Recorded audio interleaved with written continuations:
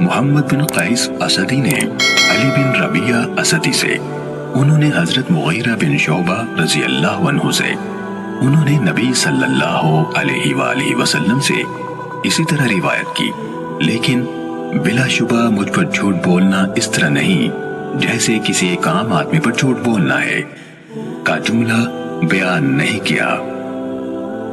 صحیح مسلم حدیث نمبر 6۔ معاذ عنبری اور عبد الرحمن بن مہدی دونوں نے کہا، ہم سے شعبہ نے بیان کیا، انہوں نے خبیب بن عبد الرحمن سے، انہوں نے حفص بن عاصم سے روایت کی، کہا رسول اللہ صلی اللہ علیہ وسلم نے فرمایا، آدمی کے جھوٹا ہونے کے لیے یہی کافی ہے کہ وہ ہر سنی ہوئی بات بیان کر دے۔ صحیح مسلم حدیث نمبر 7۔ علی بن حفص نے شعبہ سے، انہوں نے خبیب سے، انہوں نے حفص بن عاصم سے، انہوں نے حضرت ابو ہریرہ رضی اللہ تعالیٰ عنہ سے، انہوں نے نبی صلی اللہ علیہ وسلم سے اس کے مانند روایت کی۔ صحیح مسلم حدیث نمبر 8۔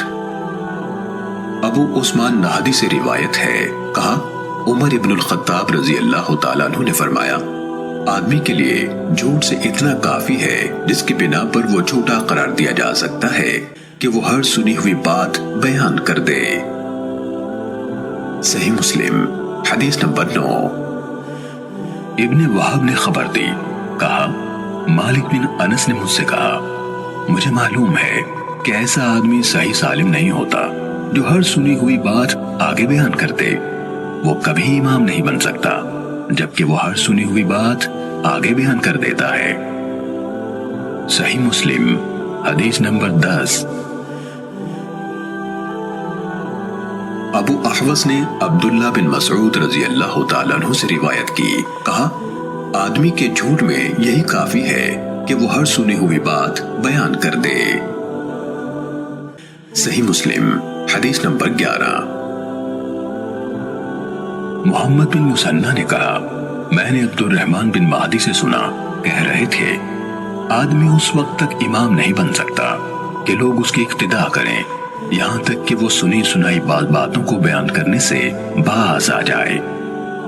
صحیح مسلم حدیث نمبر 12۔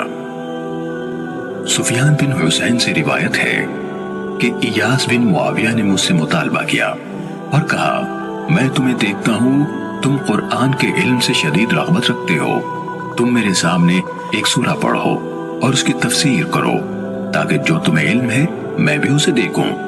کہا میں نے ایسا کیا تو انہوں نے مجھ سے فرمایا، جو بات میں تم سے کہنے لگا ہوں اسے میری طرف سے ہمیشہ یاد رکھنا، ناپسندیدہ یعنی منکر روایات کو بیان کرنے سے بچنا، کیونکہ ایسا نہ ہونے کے برابر ہے کہ کسی نے یہ کام کیا ہو یعنی منکر روایات بیان کی اور وہ اپنی ذات میں ذلیل نہ ہوا ہو اور اس کی بیان کردہ حدیث کو جھوٹا نہ سمجھا گیا ہو۔ صحیح مسلم حدیث نمبر 13۔